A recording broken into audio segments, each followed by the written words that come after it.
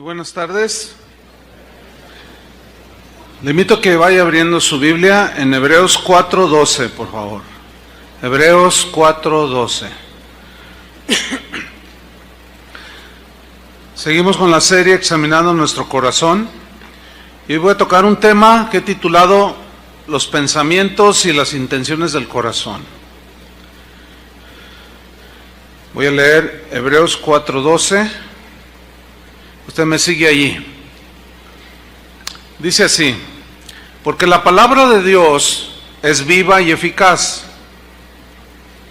y más cortante que toda espada de dos filos, y penetra hasta partir el alma y el espíritu, las coyunturas y los tuétanos, y discierne los pensamientos y las intenciones del corazón.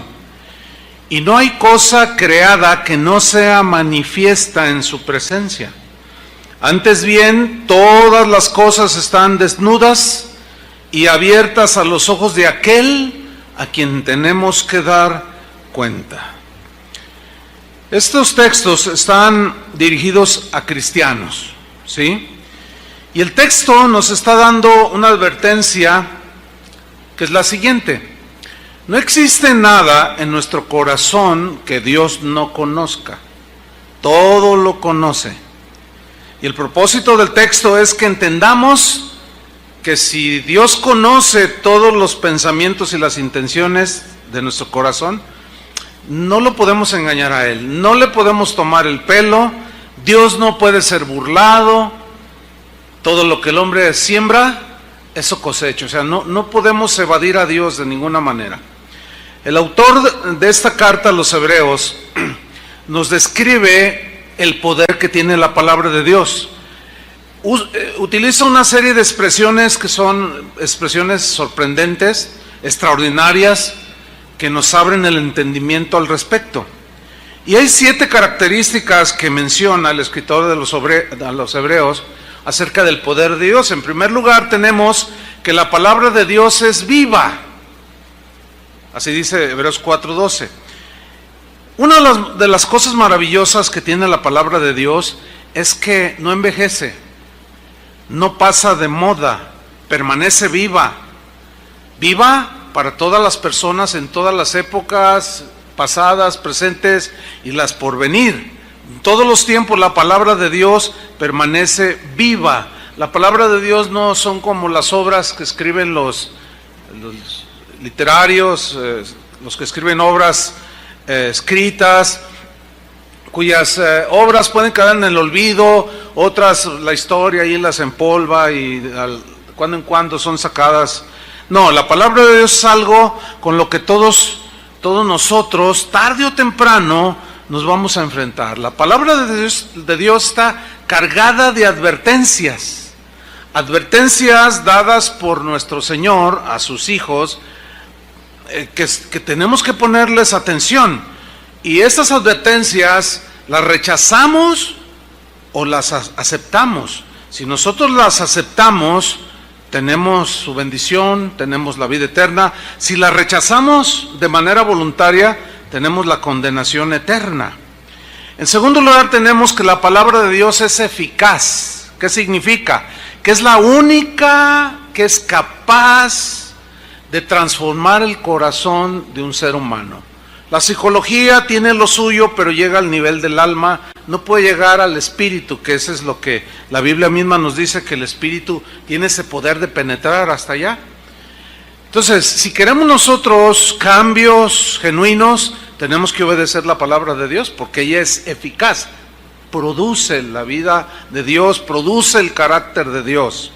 En tercer lugar, tenemos que la palabra de Dios es penetrante, es más cortante, quiero decir, más cortante, o sea, de un solo tajo, pero añade algo, es más cortante que toda espada de dos filos, o sea, todavía más le aumentas, que es más cortante diría yo entonces que un bisturí, más actualizado a nosotros.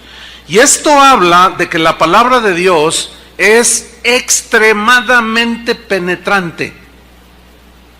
Cuando alguien como usted aquí en esta tarde se expone a la predicación de la palabra, esta va a penetrar hasta lo más profundo. es la palabra de Dios sumamente penetrante. Pero viene una pregunta aquí: ¿hasta dónde puede penetrar la palabra de Dios en un ser humano? Nos dice el texto mismo, y penetra hasta, esa palabra hasta habla de profundidad. Es una forma de medir la enorme profundidad, que en realidad es como algunas partes en el océano que todavía no llegan a medir la profundidad del océano. Profunda, sumamente penetrante. ¿Hasta dónde? Hasta lo más profundo, hasta partir el alma y el espíritu, hasta hacer esa división del alma y el espíritu. La Biblia utiliza la palabra griega psique, refiriéndose al alma, y generalmente se refiere a la vida. Todos los seres vivos tienen psique o vida física, pero el ser humano tiene el neuma, o sea, el espíritu, que es un distintivo exclusivo de los seres humanos. Y esto nos permite, la conjunción de alma y espíritu, es la que nos permite pensar y razonar, mirar más allá de lo terrenal y poder mirar a Dios, pensar en nuestra eternidad, reflexionar. Y los animales no tienen esta capacidad, solo los seres humanos. Razonamos, ellos no pueden razonar. Por ejemplo, los animales no piensan en su eternidad, ¿sí? Nunca se ha visto a una manada de leones adorando a Dios. Nunca se ha visto a ningún animalito postrado adorando a Dios. No, porque ellos no razonan en ese sentido. Pero nosotros sí. Y es para nosotros la palabra de Dios. Y en quinto lugar tenemos todavía una descripción de hasta dónde puede penetrar. Dice que hasta las coyunturas, que son las uniones de nuestros miembros en el cuerpo, son las articulaciones. Pero luego sigue, ahí no se detiene, dice, llega hasta los tuétanos, que es lo que está dentro de los huesos, la médula, que está ahí. O sea, está describiéndonos el poder que tiene la palabra de Dios para penetrar el corazón de las personas. Ahora bien, eso tiene el poder la palabra, porque eso es lo que dice, que es eficaz, tiene poder y está viva. El problema radica no en Dios, que nos quiere bendecir, que nos quiere salvar, que nos quiere perdonar, que nos quiere transformar. El problema está en la actitud que tiene el corazón de la persona que escucha la palabra de Dios. Puede rechazarla o puede abrazarla, puede creerla o puede menospreciarla, y la decisión que cada quien tome es la que va a determinar su eternidad. Ahí está la oferta de Dios, Él da su palabra. Ahora, a nosotros los cristianos se nos está diciendo y enseñando de ese poder de la palabra de Dios, porque dice enseguida el texto que penetra hasta las coyunturas y los tuétanos y discierne, dice, esa sería la sexta característica, discierne los pensamientos y las intenciones del corazón. Ahora, aquí la palabra que resalta es discernir, discierne. La palabra de Dios discierne. Críticos es la palabra griega que se traduce por discernir. De ahí se deriva la palabra criticar. Pero esta palabra críticos, que se traduce discierne los pensamientos, describe todo aquello que se relaciona con el juzgar de Dios. Él es el único que tiene ese poder y esa capacidad, puesto que solo Él es el único que puede conocer nuestros más íntimos pensamientos. Él es el único que puede conocer las inclinaciones, las intenciones y los pensamientos del corazón. Por tanto, solo Él puede juzgar de esa manera. Nadie de nosotros tiene esa capacidad. Pero ¿cómo es que nosotros nos vamos a dar cuenta cómo está nuestro corazón? Por medio de la predicación de la palabra. Porque critica a Dios los pensamientos torcidos, juzga a Dios los pensamientos torcidos. Y es por la palabra que nosotros nos damos cuenta cómo es que estamos, ¿sí? Esta es la razón por la cual es una manera, o sea, es muy increíble que cristianos, un cristiano también se le denomina creyente, que un creyente sea incrédulo. ¿Cómo? ¿Sí? La misma Biblia ahí en Hebreos dice, no sea que dice, no sea hallado en vosotros corazón malo de incredulidad. Como un creyente incrédulo, sí, porque el corazón se va endureciendo y empiezas a caer en la incredulidad y empiezas a dudar de Dios. Y luego viene la palabra de Dios que te confronta y o te resistes y dices, no es para tanto, que al cabo que... O con corazón humilde la abrazas, te arrepientes, pides perdón al Señor. Entonces, la séptima característica es que Dios, como el único capaz de juzgar la intimidad de nuestro corazón, Él juzga precisamente dos cosas. Número uno, los pensamientos. Ahora, entumesis es la palabra griega que se traduce por pensamientos. Dios juzga los pensamientos y las intenciones del corazón. Pero aquí vamos con la primera, entumesis, pensamientos. Entumesis habla del razonamiento que se hace en lo profundo, del pensamiento profundo, pero habla de los malos pensamientos que empiezan a arraigarse en lo profundo del ser humano. Habla de las imaginaciones malévolas. Esta es la descripción del diccionario. Son imaginaciones malévolas. Una imaginación es algo que tú estás pensando, alguien te hizo algo, estás molesto, estás enojado, te estás amargando, y de repente por ahí te viene un pensamiento del corazón. Y si me lo encontré ahorita se atravesara y voy manejando, le echo el carro encima y digo que fue un accidente. O sea, empiezas a maquinar malévolamente. Eso es a lo que se refiere esta explicación. Habla de los sentidos de toda clase, ¿sí? Pero enfatiza los sentimientos de toda clase, pero sentimientos que son negativos, como el rencor, la amargura, el resentimiento, etcétera, etcétera, pero que se vuelven intensos.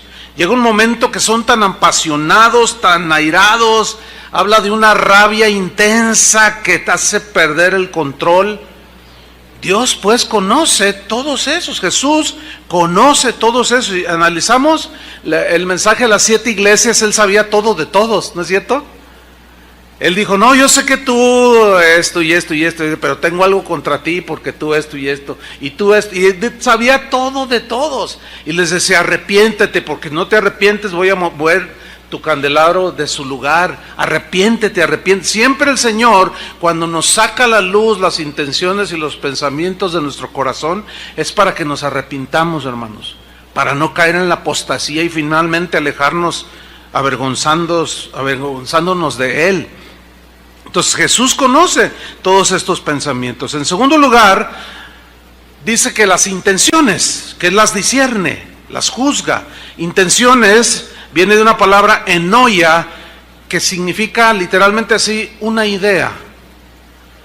Pero esa idea, según el diccionario, habla del propósito por el cual tú estás ideando las cosas, o para qué estás ideándolas. Habla de un plan que tú vas armando poco a poco, ya sea tomar dinero ahí de la empresa que no te pertenece, ya sea engañar a tu esposa o a tu esposo, lo que sea. Es algo que se va moviendo allí poco a poco, que vas abrazando. Habla de esa maquinación, que el corazón llega un momento que si tú no lo desechas, ese pensamiento se va arraigando, se va haciendo sólido, fuerte. Esa maquinación finalmente resuelve hacerlo. Por eso el Señor está interesado en que nosotros seamos de corazón limpio. Entonces aquí hay un principio muy claro: nuestra vida emocional, nuestra vida intelectual, nuestros sentimientos, nuestros pensamientos, nuestras intenciones, por más profundas que sean, por más escondidas y camuflajeadas que las tengamos ahí, todas serán sometidas al escrutinio del Señor.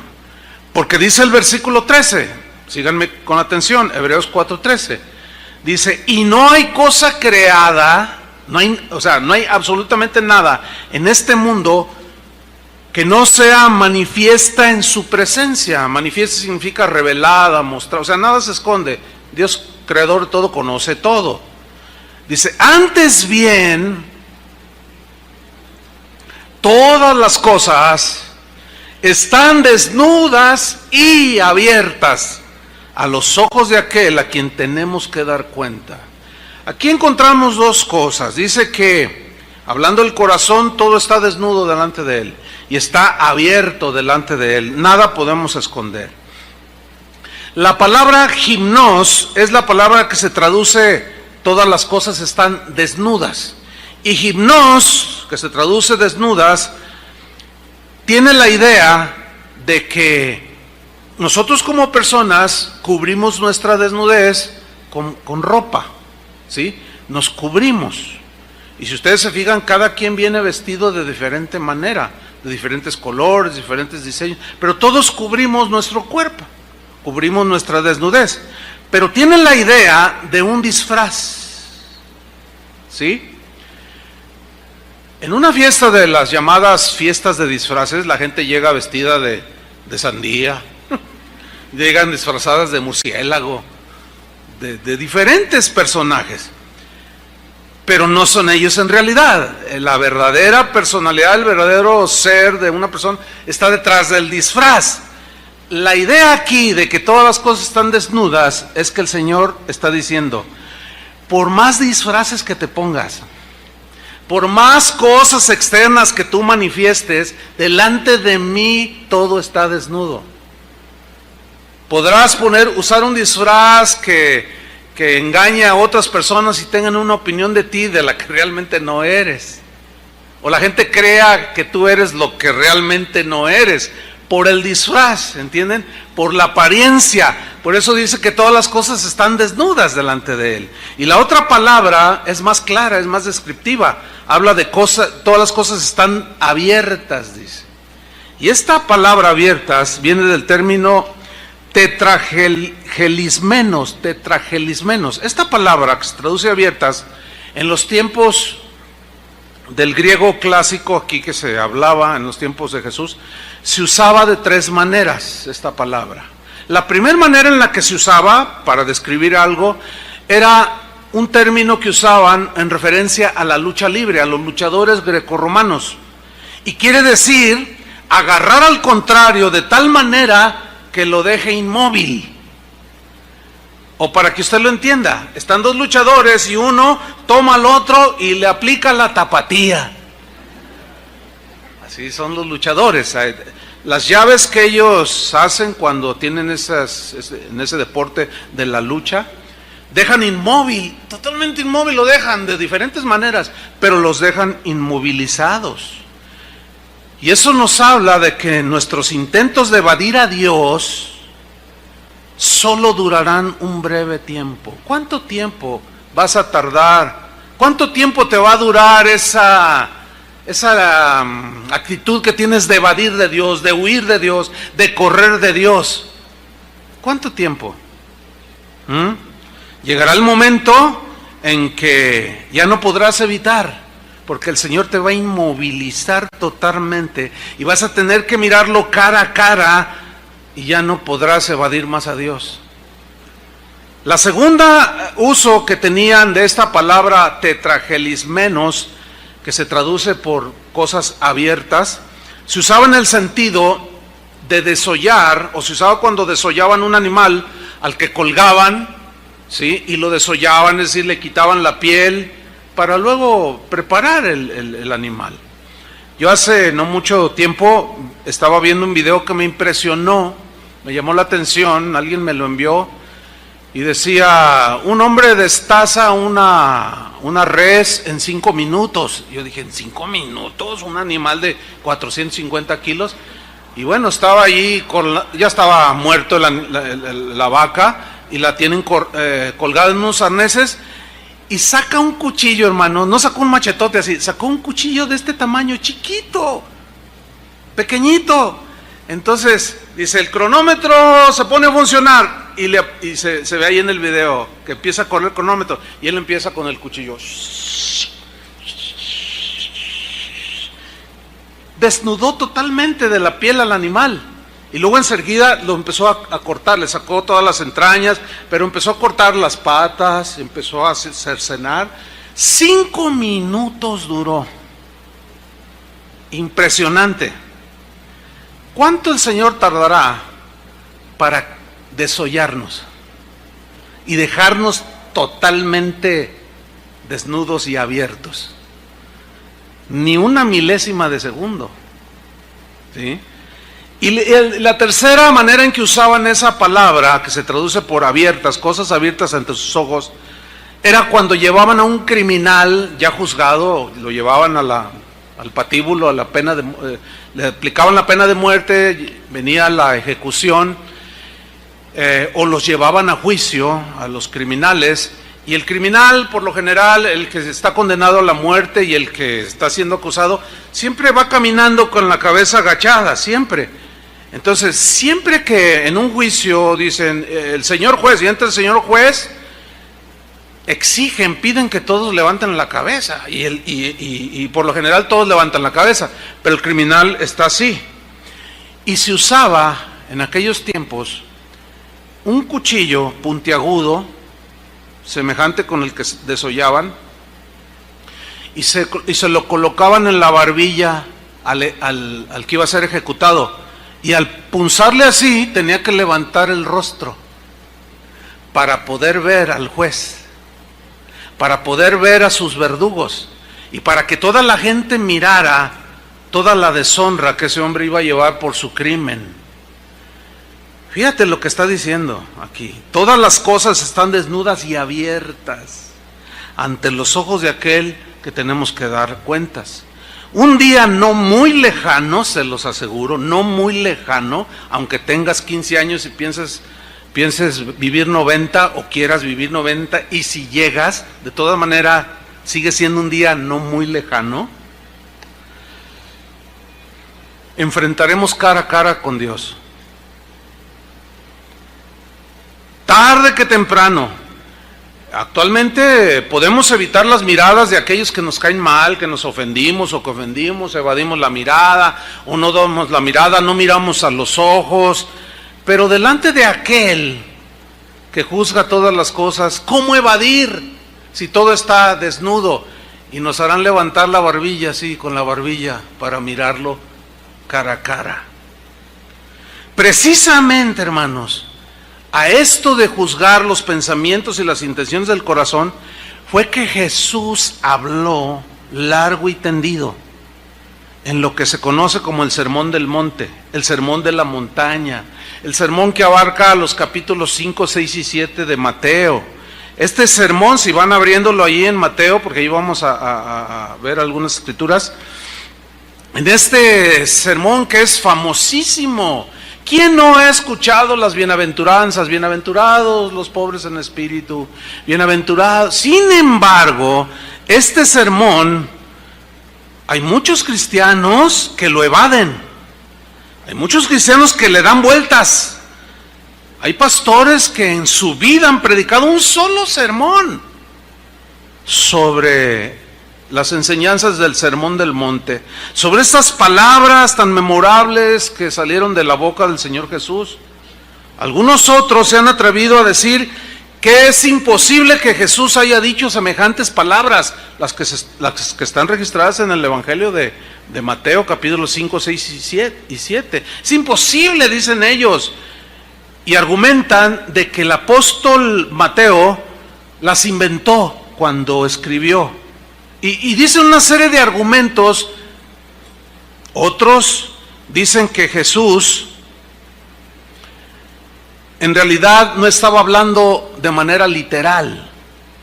Entonces dicen, no debemos de tomar esos mensajes de Jesús de manera literal. Ciertamente hay cosas que son metafóricas, pero yo dudo que en este caso Jesús haya estado bromeando o haya estado hablando en forma no literal lo que enseñó a sus discípulos en el Sermón del Monte. Pero ¿por qué ponemos tantas objeciones a la enseñanza de Jesús? ¿Saben por qué? Porque nosotros los hombres hacemos nuestras teologías sistemáticas, nuestros conceptos teológicos, y los armamos, y de allí no nos movemos. Y luego cuando de pronto empezamos a leer partes de la Biblia, o si alguien tiene la costumbre de leerlo, por ejemplo, todo el Evangelio de Juan, todo el Evangelio de Mateo, toda la carta a los romanos, de pronto se encuentran con textos que chocan con la cuadratura de la teología bíblica a la cual se adhirieron o inventaron o diseñaron. ¿Por qué? Porque contradice nuestros sistemas teológicos. Por eso se evade y no se habla mucho del sermón de la montaña. Vamos a ver lo que enseñó Jesús al respecto. Vamos a ver si estaba bromeando, si era literal, si era simbólico o si era una broma de parte de Jesús. Mateo 5:20.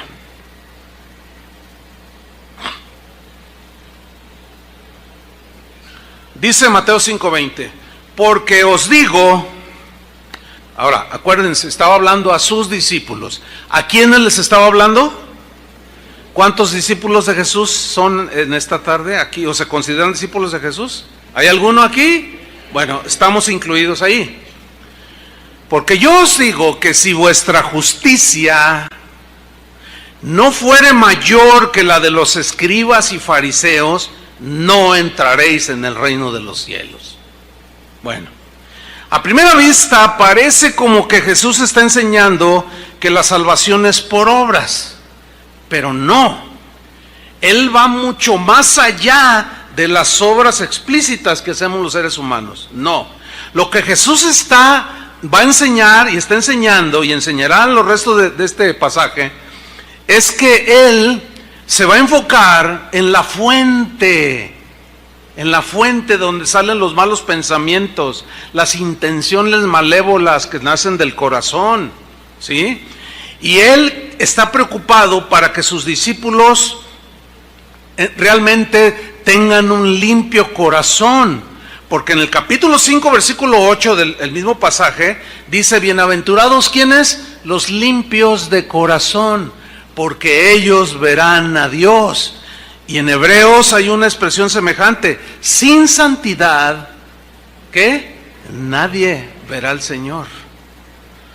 Entonces en el versículo 21, Mateo 5:21, comienza su enseñanza.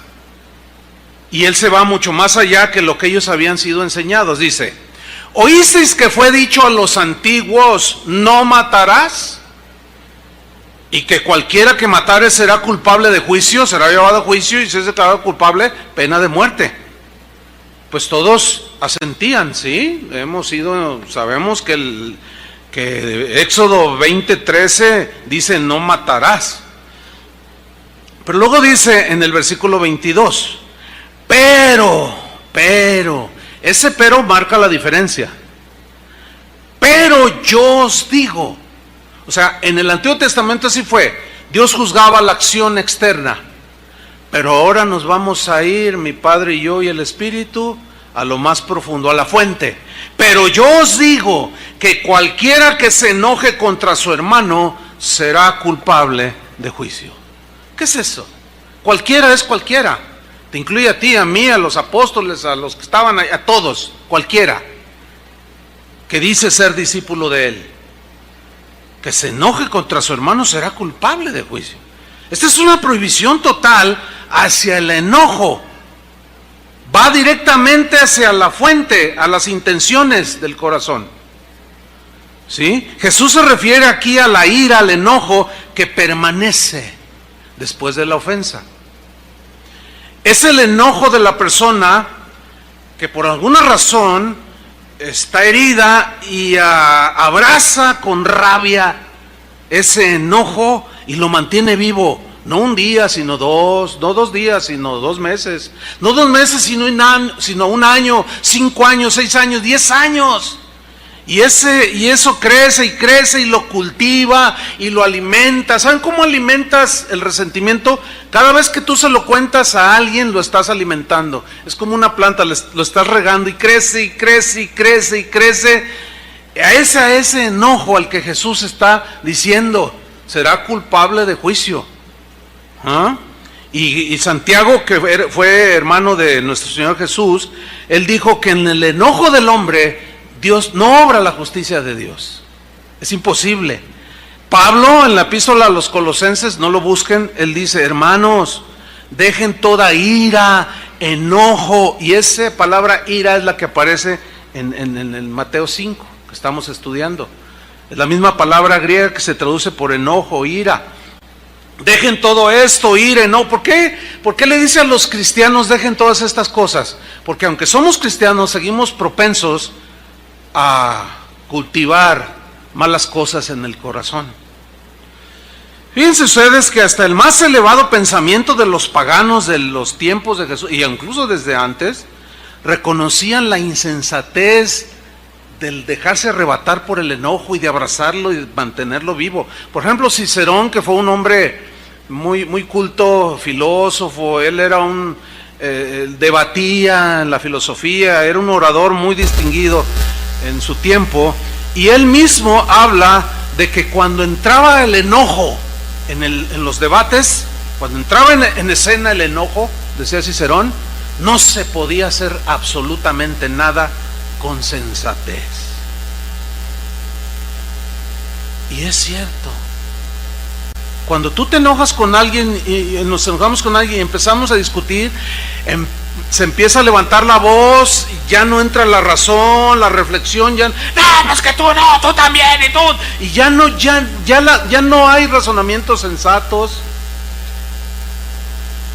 equilibrados, razonables, no. Séneca, filósofo romano, decía, refiriéndose al enojo, en este sentido, al que se refirió Jesús, dijo, el enojo es una locura, porque te hace cometer locuras. En el caso de un cristiano, es una locura tan peligrosa que te puede apartar de Dios al final de tu camino. Esa es la advertencia de Jesús.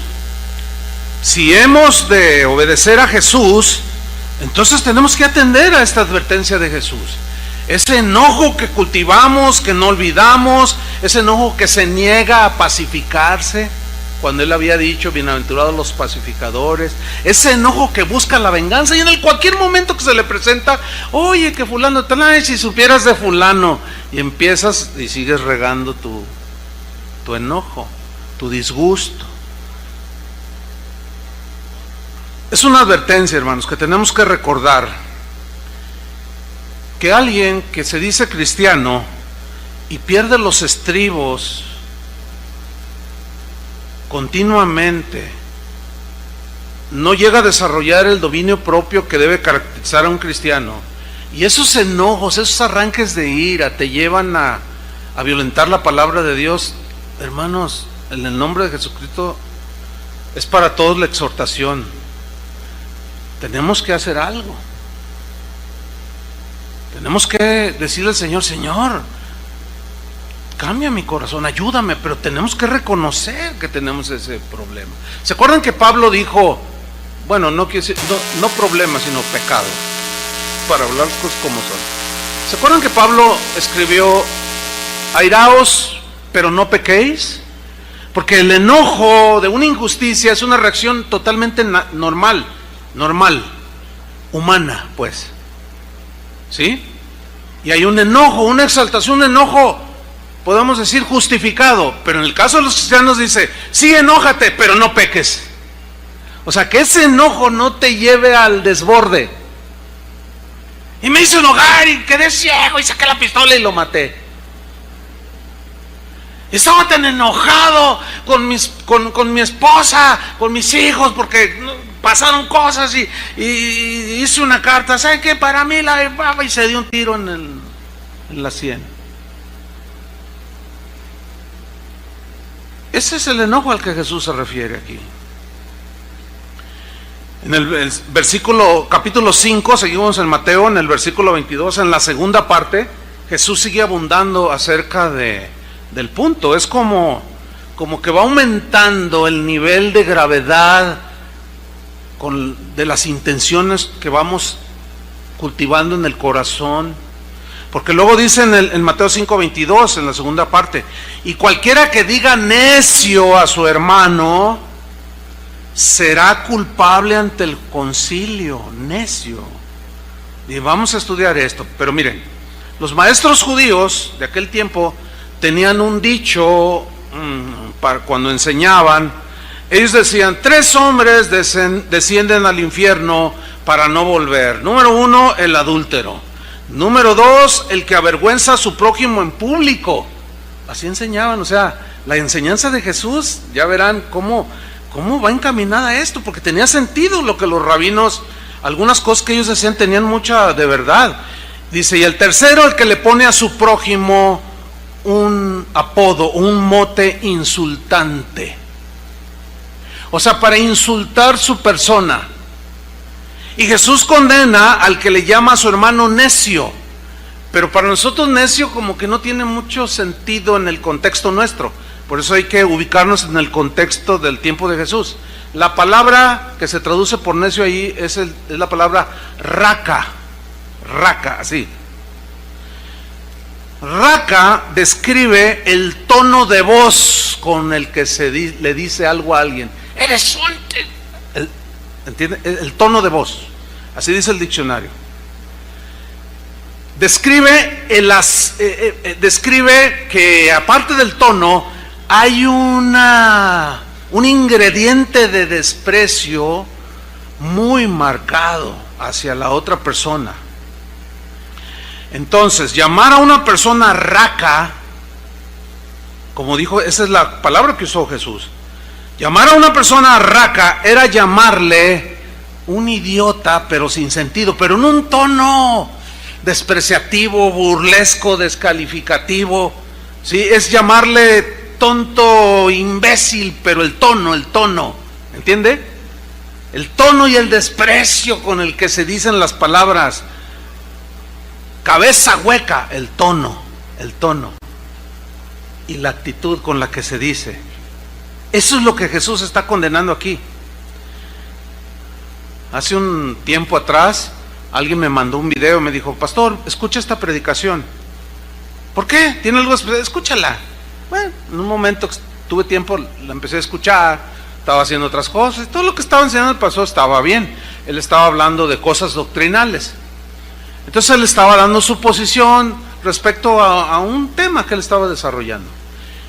Y de pronto dice, y todos los que crean contrario a lo que estoy diciendo aquí, son unos imbéciles, así, en un tono, y yo hasta dejé de oír hacer lo que estaba haciendo, y me regresé, y moví así, ¿verdad? A ver, no creo que dijo eso, oí mal, y lo regresé, ¿no? Sí, y ahí tengo el video.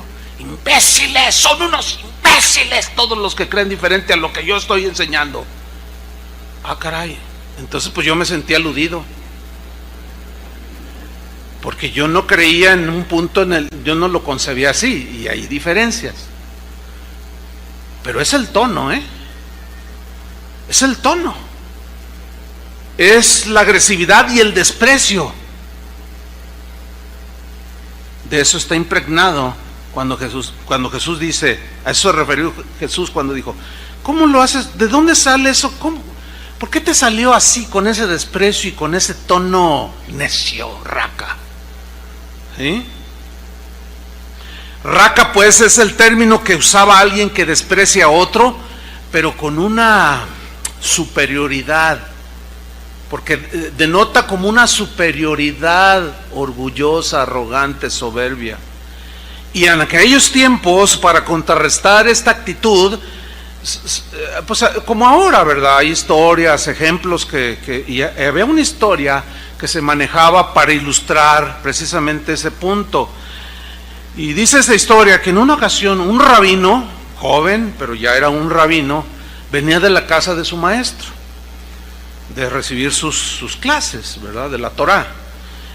Este rabino joven se sentía muy orgulloso de ser tan inteligente. Decía, oh, es que yo soy muy inteligente. Gracias, Señor, por dotarme de semejante inteligencia, decía.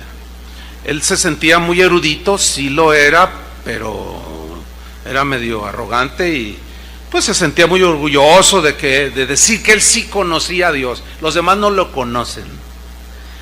Pues un día, dice la historia, iba de camino y se encontró a un hombre en sentido opuesto, pero era un hombre, dice la historia, que físicamente no era muy favorecido, o sea, no estaba muy atractivo pues el hombre, pero lo saludó al rabino, lo saludó, rabí, sabía que era un rabí por la vestimenta, y lo saludó amigablemente. Pero ¿qué sucedió? El rabí no le contestó el saludo, sino que le respondió: ¡Ea, raca! O sea, lo miró con desprecio y le habló fuerte, despreciativamente, y le dijo: ¡Ea, raca! ¡Qué feo eres!, le dijo. ¿Así son todos los de tu pueblo? ¿Igual que tú de feos y despreciables? Y aquel hombre simple y sencillo le contestó: pues no lo sé, pregúntale a tu hacedor y a mi hacedor por qué me hizo así de feo. Y así reprendió aquel pecado de desprecio. Esto lo usaban otros rabinos para contrarrestar esa actitud del corazón de algunos que por sentirse como se sienten, desprecian a todo mundo. Entonces el pecado de desprecio, según Jesús, merece un juicio todavía más severo. Es todavía más severo que el que dice del enojo. Es como si Jesús dijera: el pecado del enojo es malo, pero el pecado del desprecio y de cómo hablas, es peor. Y en ustedes, mis discípulos, no debe de ser así. No hay pecado que no sea contrario. O sea, no hay peor pecado que ofenda al Espíritu de Cristo que el despreciar a aquellos que han sido hechos a la imagen de nuestro Señor Jesucristo. Hay un desprecio que surge del orgullo de la raza.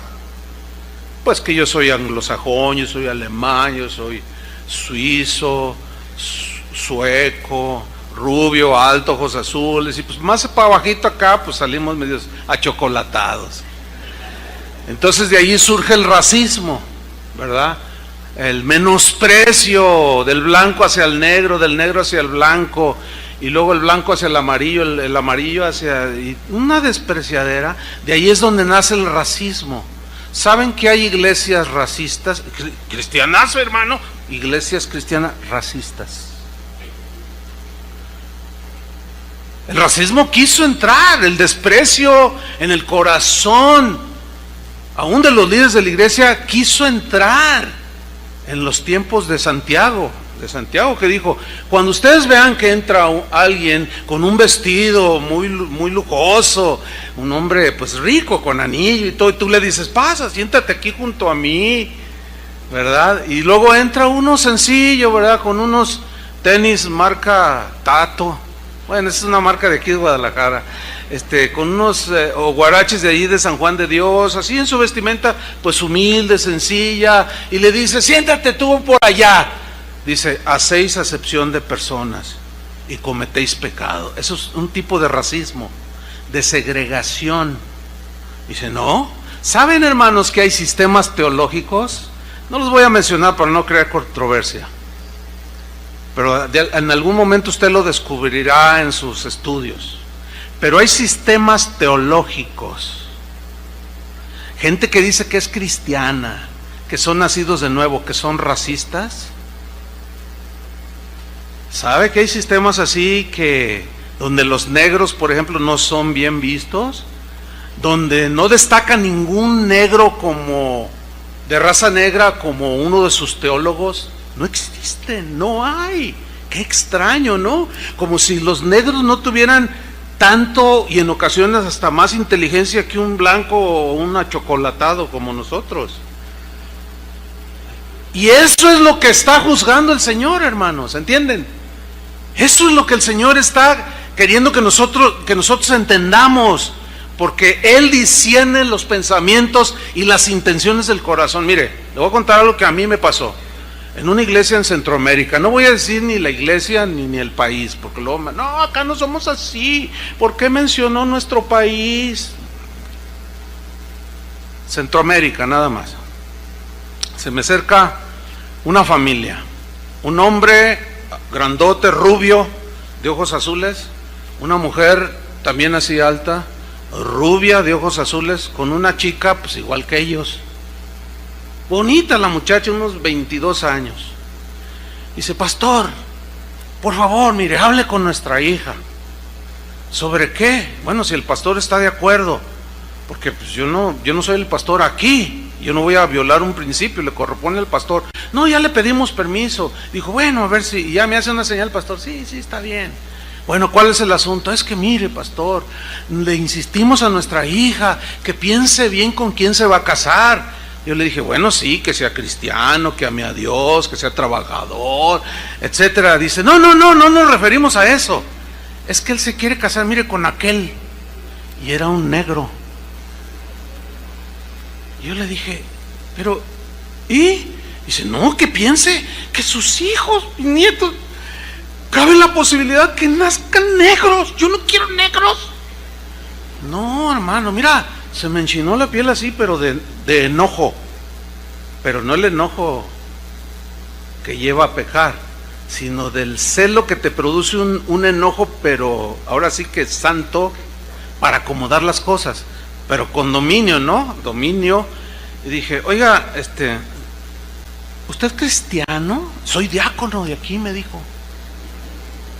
Le dije, no puedo creerlo, no puedo creer. Usted me está diciendo que no quiere un yerno negro. Ahora, si tú mirabas al negro, estaba bonito. De verdad, mi esposa lo conoce. Mira, tenía el pelo bien bonito, bien rizado. Imagínatelo, negro con ojos verdes. Estaba guapísimo el tipo. De verdad. Y yo le dije, oiga, pero, claro, yo no hice mención de eso, ¿no? Pero le dije, pero es que yo no, mire la Biblia, no. Y que se enoje, se da una media vuelta y se va. Entonces, el negrito vino conmigo y me dijo, yo sé lo que te dijeron. Estaba bien triste. Y dice, mira, Chuy, yo amo al Señor, yo tengo temor de Dios, pero ellos me desprecian. Finalmente no se casó con él. Él se casó, por cierto, con una mexicana. Bueno, pues quizás somos menos racistas, no lo sé. Pues se casó con una mexicana. Pero hermanos, hay un desprecio que nace del orgullo de la raza. Hay un desprecio que surge de la posición económica, por el dinero, produce un orgullo. Hay un desprecio que viene del conocimiento, de la intelectualidad, y no deberíamos de ver nunca con desprecio a nadie por quien Cristo murió. No. Y ese es a lo que Jesús se dice. No digas raca, no digas necio a nadie. Versículo 22, en la última parte del texto, dice, cualquiera que le diga fatuo, o sea, a su hermano, ¿quedará qué? ¿Expuesto a qué? No, pero eso no es literal, dicen algunos. Estaba bromeando. Yo no creo que Jesús estaba haciendo algo alegórico aquí. Es una advertencia totalmente literal la que Jesús está haciendo aquí. No tengo la menor duda. Ahora, para nosotros fatuo, bueno, pues quizá no tenga la connotación que tiene en el original. Moros es la palabra que se traduce por fatuo. Y moros quiere decir tonto, pero dice el diccionario que no se refiere a la capacidad mental, sino se refiere a cuando alguien pone en duda el carácter moral de otra persona calumniándolo. O sea, a nadie digas fatuo, o sea, no agredas su integridad, su reputación, su vida, diciendo mentiras por tu enojo que tienes ahí. Ni se te ocurra. Fíjense cómo va en grados de gravedad eso que el Señor juzga en el corazón. Entonces Jesús dice que el que destruye la reputación de su hermano merece un juicio más severo. Dice que está expuesto, que está en una línea muy delgadita en relación con el infierno. No hay castigo que sea demasiado severo para el que asesina el buen nombre de otro. Según Jesús, esta persona está expuesta al infierno de fuego. Por eso es que se evade esa enseñanza. Por eso, ¿cómo a poco me va a mandar al infierno? Bueno, yo no lo digo. Ahora, hay algunos pues teólogos que a veces Por ejemplo, hay artesanos que te hacen, en el hierro, que te hacen unas obras de artesanía impresionantes, ¿no? Te hacen un cancel que tú dices, ¡ay, qué tremendo! Y a veces así suele suceder en el cristianismo. Cuando no nos gusta alguna enseñanza que va en contra o que contradice, que son versículos que contradicen lo que yo creo, como esos artesanos, le damos una retorcida al texto y decimos todo sobre el texto menos lo que significa el texto. No sé si me expliqué. Una paráfrasis de lo que Jesús está diciendo. Ustedes escucharon en el tiempo pasado que se condenaba por homicidio, ¿verdad? Pues sí, y eso siempre será condenable. Estoy parafraseando, Pero yo os digo que no son solo las acciones externas las que van a ir a juicio, como el asesinato, sino los más íntimos pensamientos, las intenciones de sus corazones también irán a juicio.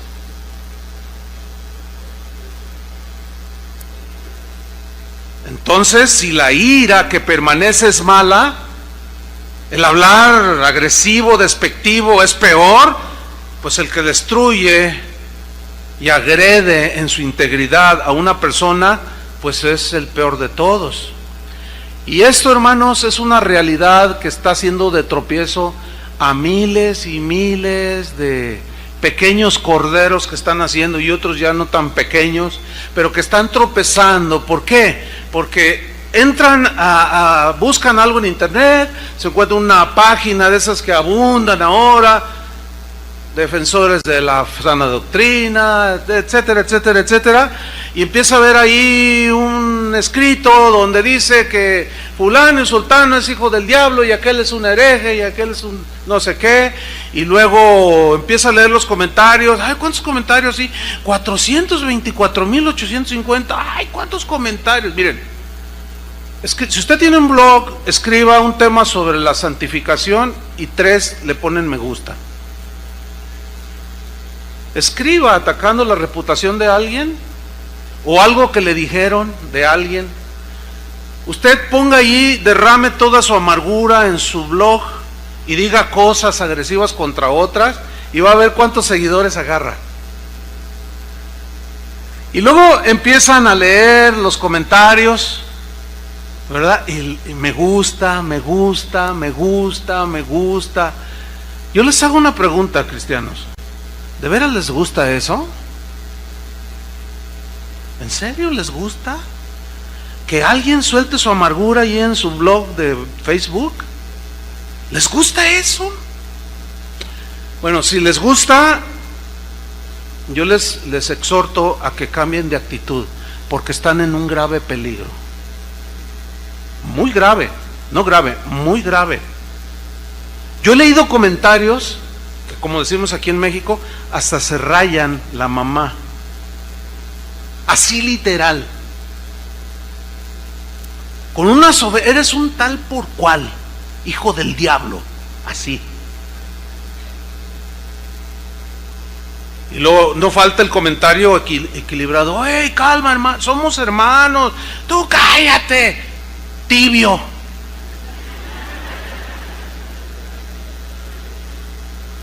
Ya ve, y fulano de tal que dice que ese que se congrega allí con fulano de tal, no hombre, ese pastor, no hombre, ese, si ya me dijeron que esto y lo otro y más allá. Hermanos, la advertencia de Jesús es real, no es broma, no es broma. Entonces, el que es esclavo del enojo, el que habla en tono despreciativo, el que destruye el buen nombre y reputación de otro, bueno, pueda que nunca haya cometido un asesinato en acción, de matar a alguien, sacar una pistola y darle 3 tiros en el corazón, puede que no, pero en su corazón, sí. Fíjate lo que dijo el apóstol Juan, 1 de Juan 3:9, sin moverse de Mateo 5.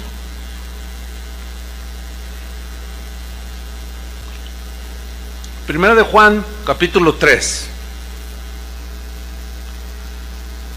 en el versículo 11. 1 Juan 3:11. Miren cómo entendió Juan el mensaje de Jesús. Y aquí antes de leer, mientras lo encuentran, déjame hacerle una reflexión. El apóstol Juan fue un discípulo de Jesús. Él escuchó el sermón del monte. Ahorita vamos a leer cómo fue que entendió el mensaje del sermón del monte. ¿Cómo lo entendió Juan? Si entendió la advertencia de manera literal, o Jesús estaba bromeando, o qué sé yo, ahorita lo vamos a leer, pero quiero hacerles una reflexión más. Los apóstoles tuvieron discípulos que ellos discipularon. Por ejemplo, el apóstol Juan, dice la historia de la iglesia, a partir del primer siglo, que el apóstol Juan discipuló a un hombre llamado Policarpo. Policarpo discipuló a otro llamado Ireneo. Y así Pablo tuvo los suyos, Clemente de Roma, Pedro tuvo a los suyos, contemporáneos de ellos que vivieron con el apóstol, que incluso algunos, como Clemente de Roma, conoció a Jesús. Algunos dicen que lo conoció, otros dicen que no, pero en fin, pero conocieron, eran contemporáneos de Pablo, en el caso de Clemente. Bueno, esos los apóstoles, incluyendo Pablo, tuvieron gente que ellos discipularon. Estos a su vez discipularon a otros que llegaron a ser líderes de las iglesias cristianas, del primero, segundo, tercero y hasta el cuarto siglo. Y esa es la época de la iglesia donde se conoce como los padres de la iglesia, que fueron los más cercanos al tiempo de Jesús. Escúcheme bien, hermano. Esto es algo, yo estudié en el seminario historia de la iglesia, pero la historia de la iglesia es muy amplia, la verdad. Hay una rama dentro de la teología que se conoce como patrística, y la patrística es el estudio de la vida de todos los padres de la iglesia. Y bueno, últimamente me he dado a la tarea de leer a los padres de la iglesia: Ireneo y su obra contra las herejías, Ignacio de Antioquía, las 7 cartas creo que fue a los cristianos en Éfeso, si no mal lo recuerdo. En fin, estoy leyendo y he descubierto, hermanos, y estoy descubriendo, me quedo pasmado, aunque había leído, pero ahora ya con otra óptica, ¿sí? Estoy descubriendo que así como entendió Juan el mensaje de Jesús, así lo entendieron ellos. Y en sus escritos, que ellos que no son inspirados obviamente, pero a fin de cuentas son datos que quedaron allí, cartas que ellos enviaron, lo entendieron igual. El sermón del monte. Vamos a verlo cómo lo entendió Juan. 1 Juan 3:11. Porque este es el mensaje que habéis oído desde el principio, que nos amemos unos a otros, y no como Caín, que era del maligno y mató a su hermano. ¿Y por qué causa lo mató? Porque sus obras eran malas y las de su hermano justas. Fíjate en el versículo 14. Nosotros, o sea, los cristianos, sabemos que hemos pasado de muerte a vida, en que amamos a los hermanos. Así es como sabemos, ¿sí? El que no ama a su hermano, a ver, puede haber cristianos, porque le está hablando cristianos, puede haber cristianos que no aman a su hermano, sí, si no la exhortación no tiene sentido. El que no ama a su hermano permanece en muerte. Versículo 15. Todo aquel que aborrece a su hermano es, ¿qué dice? Homicida. Y sabéis que ningún homicida tiene vida permanente en él. ¿Se dan cuenta que lo entendió exactamente como Jesús lo dijo? Exactamente. Así lo entendió Ireneo, Clemente de Roma, y hubo otro Clemente, y en fin, así lo creyeron. Después del siglo IV, el cristianismo empezó a sufrir una transformación por los líderes que empezaron hasta nuestros días. Y hoy encontramos interpretaciones de esto tan sofisticadas, que yo he llegado a una conclusión. Yo creo lo que dijo Jesús, creo lo que dijo Juan, y hasta lo que fueron los discípulos de los apóstoles. Es la prueba más contundente y confiable de que lo que dijo Jesús fue tal y como lo dijo. Ahora, sigamos en el Sermón del Monte, Mateo 5:27, porque ahí viene igual, lo mismo, acerca de matar. ¿Ah? No solo es el acto, sino acá en el corazón, ya eres homicida. Dice el 27, ¿oíste que fue dicho no cometerás adulterio? Sí, claro, no puedes con otra mujer, o sea, el acto mismo de adulterio físico. Y Jesús dice, no, espérenme, 28, pero yo os digo que cualquiera que mira a una mujer para codiciarla, o sea, hay una diferencia en mirar a una mujer. Yo te estoy viendo muchas mujeres y hombres juntamente, pero aquí el mirar a una mujer, esa mirada para codiciarla, es un pensamiento que viene, te atrapa la hermosura, como dicen en Proverbios, no te dejes atrapar por su hermosura y por la salamería de sus palabras, no, o sea, viene la tentación y está viendo allí a la mujer hermosa o al hombre apuesto y empieza a maquinar, ¿entiende? Ay, empieza a ver a su esposa y dice, no, mi esposa ya, pues ya parece Coca-Cola pero en bolsita, ya no tiene esas curvas, no, ay no, pues si yo todavía estoy joven, y va a la iglesia, va a la iglesia, y entonces no lucha con ese pensamiento del corazón, o sea, lo deja entrar, y el adulterio no se da de la noche a la mañana, hermanos. ¿Qué significa? Que así como el enojo y decirle raca a alguien no sale luego, sino es producto de abrazar ese pensamiento, esa actitud, y después se da el adulterio. Yo os digo, dice, que cualquiera que mira a una mujer para codiciarla, ya adulteró con ella. ¿En dónde? ¿Ven? Su corazón. O sea que el Señor va más allá. No solo juzga a los adúlteros de hecho, sino aquellos que en el corazón se dejan controlar y dominar y se recrean en eso. Eso es a lo que Jesús habla. Por eso dice que Él juzgará los pensamientos y las intenciones del corazón. ¿Sí? Ya adulteró con ella, ¿en dónde? En su corazón. A fin de cuentas es como el homicida. No mató a alguien, pero en su corazón lo hizo. Y los compara exactamente igual.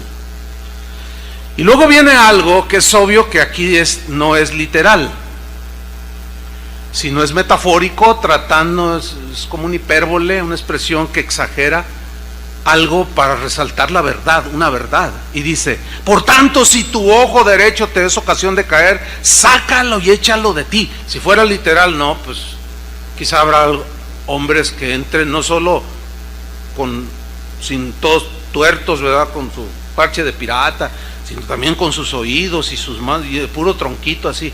Es obvio que aquí es algo hiperbólico.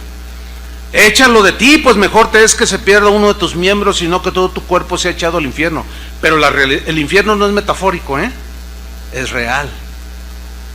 Y si tu mano derecha te es ocasión de caer, córtala y échala de ti, pues mejor te es que se pierda uno de tus miembros, sino que todo tu cuerpo sea echado al infierno. ¿Se acuerdan cuando Jesús les dijo a sus discípulos, no tengan temor de los que matan el cuerpo, porque el alma no pueden matar, teman a aquel que tiene poder para echarlos en el infierno? ¿A quién es ese que hay que temer? A Dios. Y lo mismo sucede con Mateo 5:31. Fíjate cómo pone a la par. También fue dicho, cualquiera que repudie a su mujer puede darle carta de divorcio, pero yo os digo,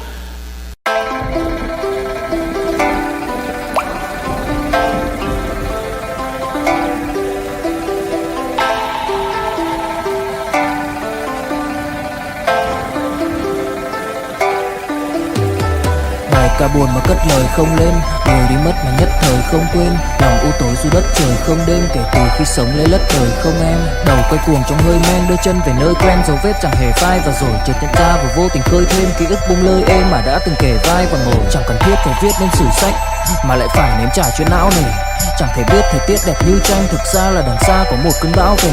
Chẳng cần mơ hay chờ đến vạn kiếp để ta được cạn tiếp cho hết tiền dao bôi, rồi chẳng thể nỡ để vỡ mười nhân duyên, nên ta chỉ khấn nguyện trọn đời này chung lối thôi.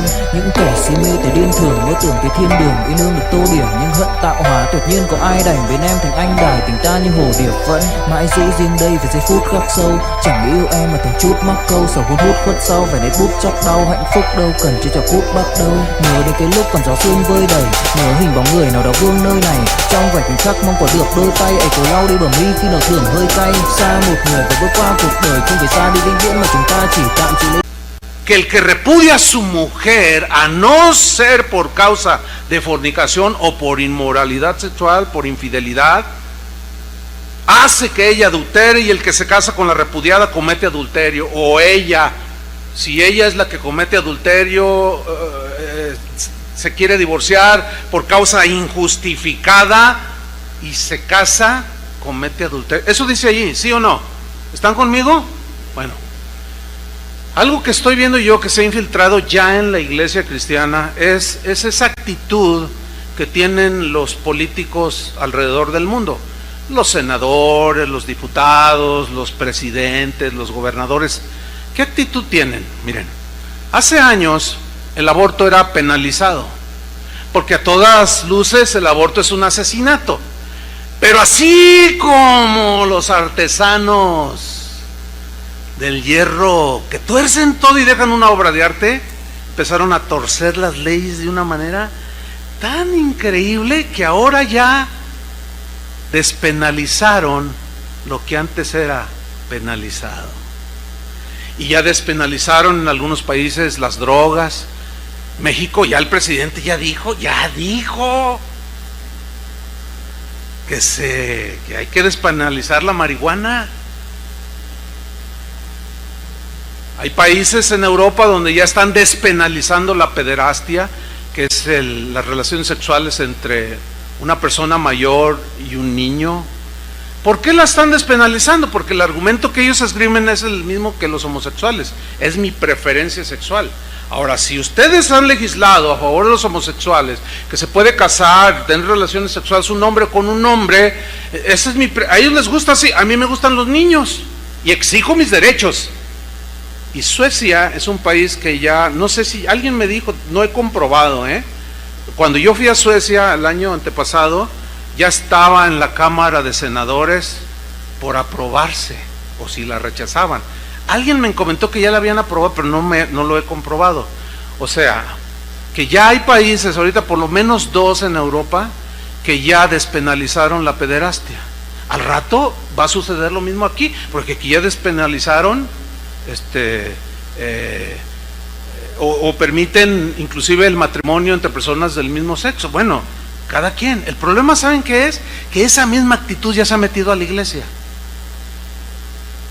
Pecados que son penalizados por Dios, rechazados por Dios, ahora nosotros los despenalizamos.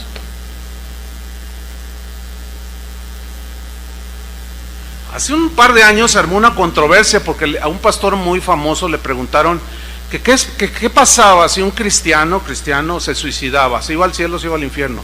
Y él dijo: no, se va al cielo. Así dijo. Creó un revuelo. Todavía ya van a ser, creo que 2 o 3 años de eso que él declaró. Y a él se le sumaron un montón de teólogos muy conocidos, y algunos hasta conocidos por mí.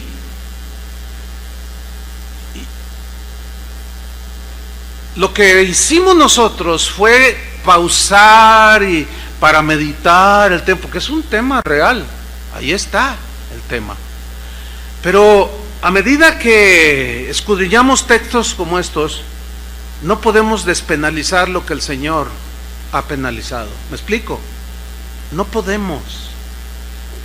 Entonces, si un cristiano se da un tiro y se suicida y se va al cielo, entonces, si la pregunta sería esta: oiga, entonces un cristiano que tiene 20 años de cristiano, ha caminado bien con el Señor, todo bien, etcétera, y de pronto se enreda en una relación de infidelidad y es un adúltero y mantiene ahí el disfraz, es hasta diácono, ¿verdad? O hasta predicador, o hasta pastor, o un miembro de la iglesia, y anda allí de adúltero, La esposa ni cuenta se ha dado y se muere estando con la mujer adúltera. ¿A dónde se va? Bueno, según la respuesta primera, obliga a que la segunda respuesta sea la misma, ¿no? No, pues al cielo. Y así sucesivamente. Mire, el hermano Pablo Hunter, que fue nuestro pastor toda la vida, él nos enseñó, siempre nos decía, me decía a mí, por ejemplo, hermano Chuy, decía, mira, la revelación y el conocimiento de Dios es progresivo. A ver, explíqueme, hermano, mira, cuando tú te convertiste, recién te convertiste, tú tenías un entendimiento, por obvias razones, de conversión, limitado conocimiento, limitado entendimiento. Era como mirar una pared a 5 centímetros así, pues no tienes mucho panorama. Pero va pasando el tiempo, si te aplicas en el estudio de la palabra, si caminas con Dios, si obedeces su palabra, tu panorama se va ampliando, vas teniendo más conocimiento y ya no estás así ahora sí que tan tapado, ¿no? Entonces, todo eso te va dando entendimiento paulatino. Entonces, retiras la mano y dices, pues la mano tiene 5, y tiene un anillo, pero tiene un brazo. Y te retiras más, y ahorita yo puedo decir que no solo veo el púlpito, mi cronómetro, el micrófono, sino los veo a ustedes. Y fíjense que hasta alcanzo a ver los que se duermen. O sea, ya tengo un panorama más amplio. Entonces, en las etapas que uno va desarrollando, vas enseñando conforme, es obvio, ¿no? Vas enseñando conforme el entendimiento que tienes en ese momento. Yo les confieso que todavía hay textos de la Biblia que los leo y me causan problema. ¿Problema por qué? Porque como que no embonan, no engranan en lo que yo he alcanzado a entender. No sé si me estoy explicando. ¿Por qué le digo esto? Porque yo reconozco haber enseñado cosas que me faltó quizás más profundidad, más entendimiento, pero ahora, después de 40 años de caminar con el Señor, perseverando cada día, confrontando las luchas, todo, pasando los momentos hermosos de ver gente crecer en el Señor, otros que se te echan encima, todo lo que tiene que ver con el ministerio. Es obvio que al agarrar la Biblia y leerla, pues como que ese texto que me hacía sentir incómodo, ahora engrana perfectamente y la enseñanza se equilibra. Por eso, recordando lo de Raca, de ese tono despreciativo, no debemos de despreciar a nadie. Un pastor amigo mío me comentó que un joven de su iglesia, de esos impetuosos, con ganas de conocer, en cuanto lo miraba, oiga pastor, tengo una pregunta, de esos que tienen mucha hambre, inquietos, todo, ¿no? Y dice, un día me dijo, oiga pastor, aquí está muy aplatanado todo. ¿Cómo es eso, mijo? Le digo, aplatanado. ¿Qué es esa palabra? Yo no la conozco. Pues todo aburridote. ¿Aburrido esto? ¿Cómo que te refieres? Sí, es que ¿sabe qué? Dice, mira, aquí hacen falta luces, guitarras eléctricas, en su pianito. Dice, y entonces le dice, es que usted ya está viejo. Escúchenme, usted ya está viejo. Dele chance a la sangre nueva. Fíjate, usted ya está viejo. Desprecio.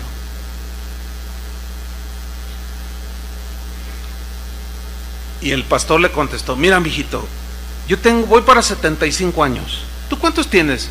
18, en la plenitud. Dice, mira, hijo, yo ya llegué a los 75 y tú no sabes si llegarás.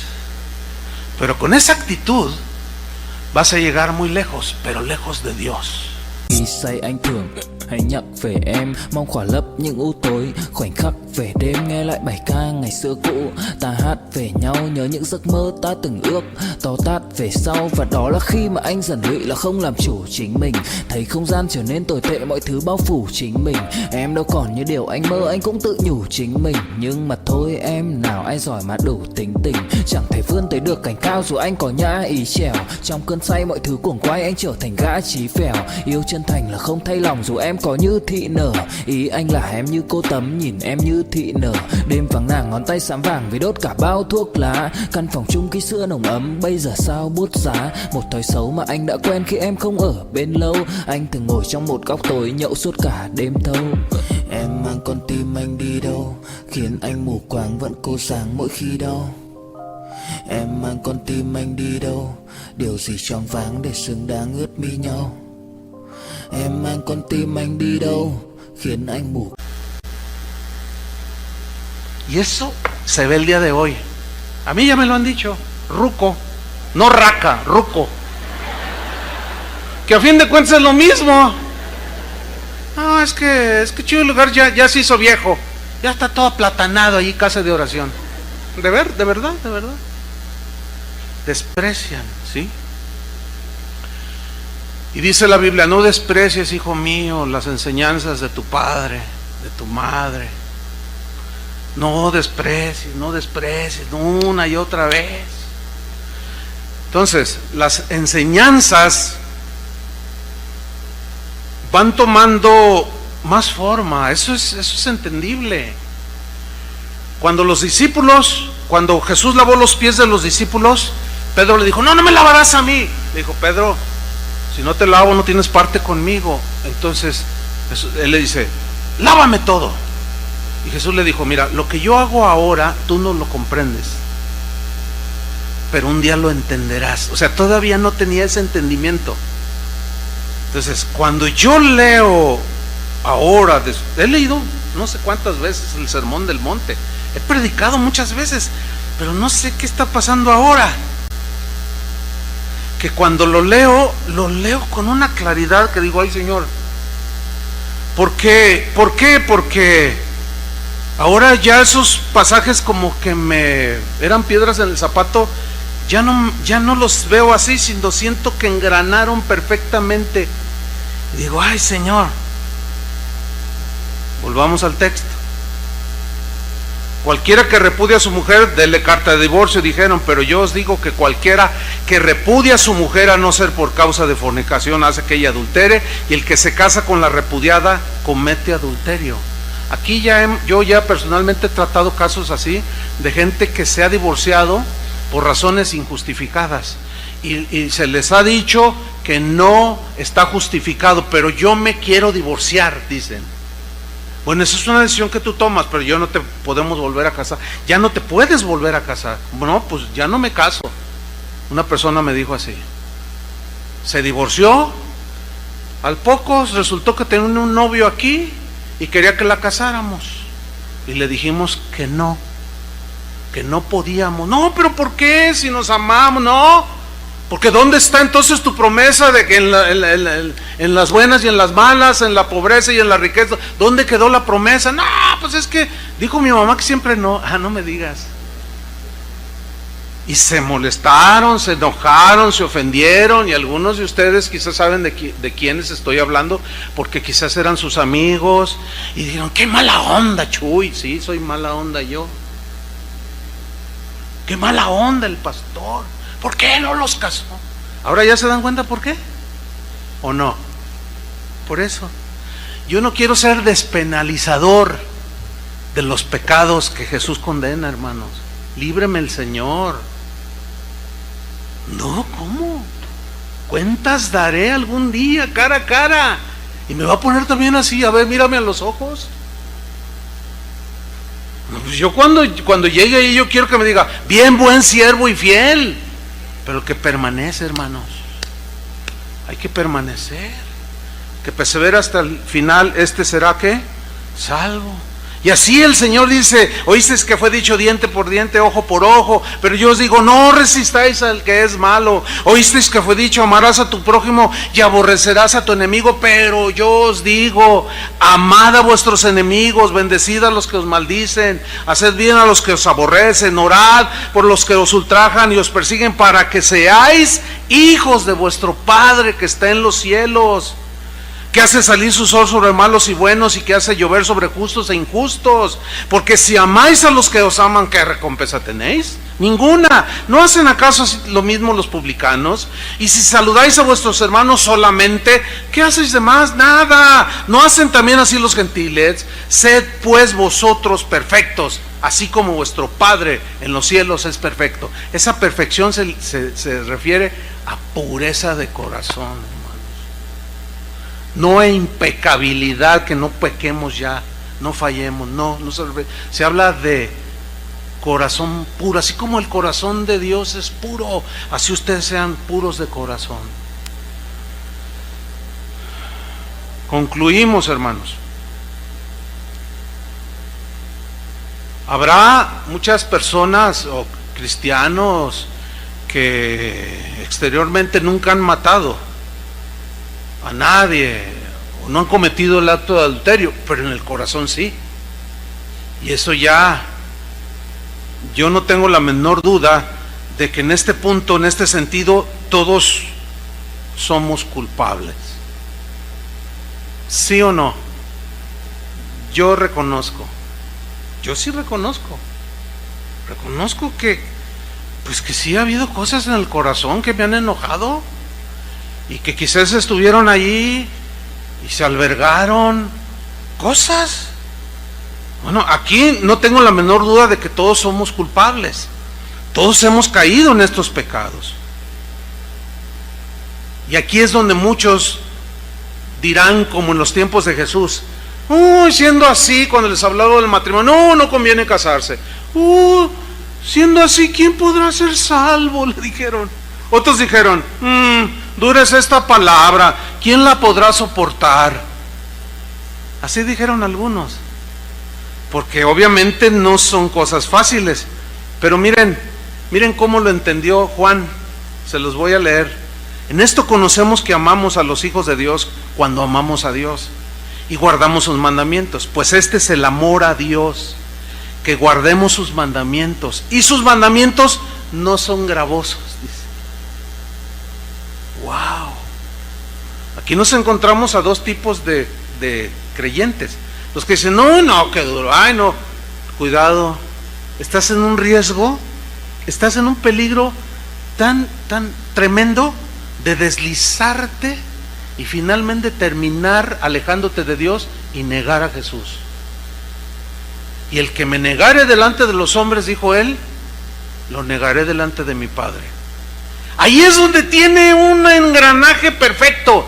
Cuando Jesús dijo en el mismo sermón, muchos me dirán en aquel día, Señor, Señor, yo hice milagros en tu nombre, sané a los enfermos, oré, hice milagros, hice esto y lo otro. Y yo les diré, nunca os conocí, hacedores de maldad. ¿Saben por qué? Porque hubo un tiempo en sus vidas que sí oraron, Dios los usó, ¿entienden? Y Dios hizo milagros, hicieron muchas cosas, pero hubo un momento en que algo pasó en sus vidas, se alejaron de Dios, lo negaron, y Él dijo, y en aquel día muchos me dirán, Señor, Señor, en tu nombre profetizamos, en tu nombre hicimos, y yo les diré, ¿y ustedes quiénes son?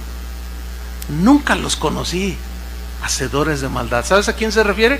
A los que terminaron negándolo aquí, que es lo que la Biblia define como la apostasía. ¿Cómo llega a ese estado un cristiano? Yo creo en la seguridad de la salvación, nadie me va a cambiar ese concepto, está en la Biblia. Mientras yo permanezco al abrigo del Altísimo, nadie me toca, nadie. Mientras yo persevero en Cristo, en sus caminos, en su temor, ¿qué me separará del amor de Cristo? Nada. ¿Qué me arrebata de su mano? Nada. El que permanece en mí, yo permaneceré en él, y éste dará mucho fruto. El que no permanece en mí, se secará y será cortado y echado al fuego. Yo tengo en mi casa un buen número de árboles. Ahorita son robles. Hay uno altísimo como de 15 metros. Hay de diferentes tamaños. Ahorita están frondosos porque tiran la hoja como en febrero, pero ahorita ya le salió una hoja, son unas hojas grandes. Están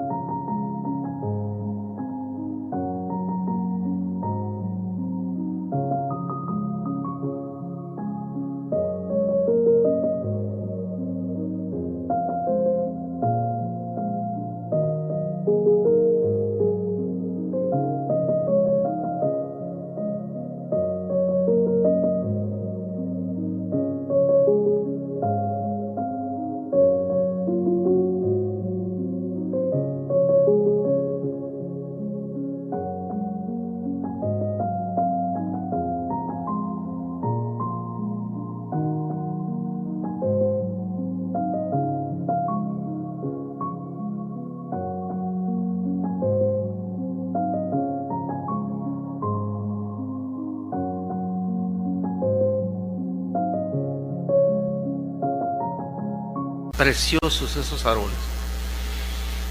Y a veces el otro día estaba contemplando, ay, qué bonito era el viento, bien una sombra impresionante. Y de pronto, bueno, esto ya lo había notado siempre, pero y quiero investigar sobre eso. ¿Por qué? ¿Qué es lo que quiero investigar? Que me he fijado que está el tronco y las ramas y unas florecientes hermosas y otras secas. ¿Han visto esos árboles? Que tienen unas ramas que están secas. Bueno, si hay algún entendido aquí que luego me escriba, mira, pasa esto. Si no tomamos, yo quiero investigarlo. Y el jardinero, yo le digo, corta esa rama que está seca. Y él a veces me ha dicho, no, está viva, denle chance otro rato. Y a veces saca hojitas. Y a veces le digo, no, mira, ven, le digo al jardinero, ven. Le digo, mira, y ya con una navaja, no bien duro, mira, y lo le hace, solita se cae. ¿Qué pasó si estaba en el tronco? Algo sucedió, algo pasó allí, que ya no recibió la vida del tronco. ¿Saben qué es lo que puede hacer que ya no recibamos la vida de la vid? Los pecados acumulados. Por eso la provisión está allí. Si confesamos nuestros pecados, Él es fiel y justo para perdonarnos y limpiarnos de toda maldad. Los padres de la iglesia sentenciaban esto en lo siguiente. Ellos decían, pecados no confesados, pecados no perdonados. Pecados no perdonados van a terminar alejándote de Dios. Es la apostasía.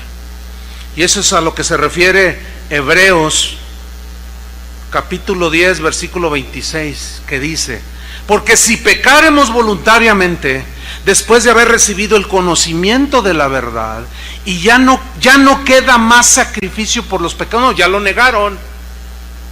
Dicen Judas, negaron al Señor que los rescató, se apartaron.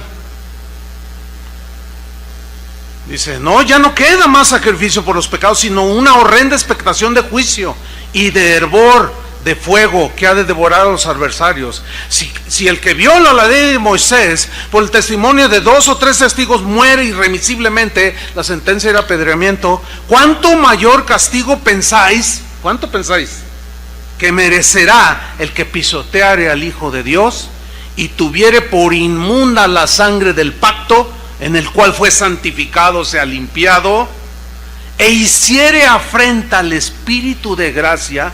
Afrentar al Espíritu de gracia ya me engranó a mí. La blasfemia contra el Espíritu Santo que dijo Jesús, ¿se acuerdan? Afrenta al Espíritu Santo y negar a Jesús, negar su sacrificio. No, yo me voy, no me sirvió de nada. Es la apostasía, hermanos. ¿Cómo llega una persona ahí que fue un creyente acumulando pecados, acumulándolos? Y luego dice, pues conocemos al que dijo, mía es la venganza, yo pagaré, dice el Señor, y el Señor juzgará a su pueblo. Horrenda cosa es caer en manos de un Dios vivo. No perdáis pues vuestra confianza, que tiene grande galardón. O sea, significa, no pierdas la fe. Al final tendrás tu galardón. No te quedes en el camino. Porque es necesaria la paciencia para que, habiendo hecho la voluntad de Dios, obtengáis la promesa. Porque aún un poquito, y el que ha de venir vendrá y no tardará. O sea, el juicio vendrá. Mas el justo, ¿por la qué? Por la fe vivirá. Se mantendrá, perseverará. Pero luego dice, y si retrocediere, se refiere al justo en algún momento. Y si retrocediere, si me negare, no agradará mi alma. Y lo dice el escritor de Hebreos. Pero nosotros no somos de los que retroceden para perdición, sino de los que tienen fe para preservación del alma, para perseverar hasta el día final y terminar, como dijo Pablo: he peleado la buena batalla de la fe, he terminado la carrera, he guardado la fe, porque Dios ya le había revelado que iba a morir. Terminé mi carrera y he guardado la fe. Por eso Jesús dijo: el que persevere hasta el fin, este será salvo. ¿Eres salvo ahora? Sí. Parece como que hay una contradicción ahí, pero no, son dos temas diferentes, que en algún momento hablaremos un poco más. Por lo pronto, hermanos, esta advertencia es para nosotros.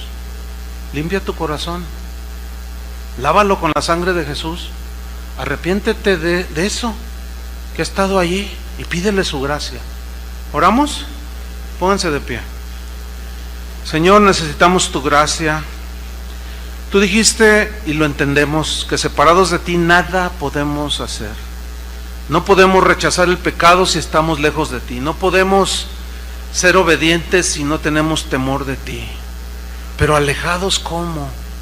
Con amarguras, ¿cómo? Dejamos de recibir la gracia de Dios cuando brota la amargura.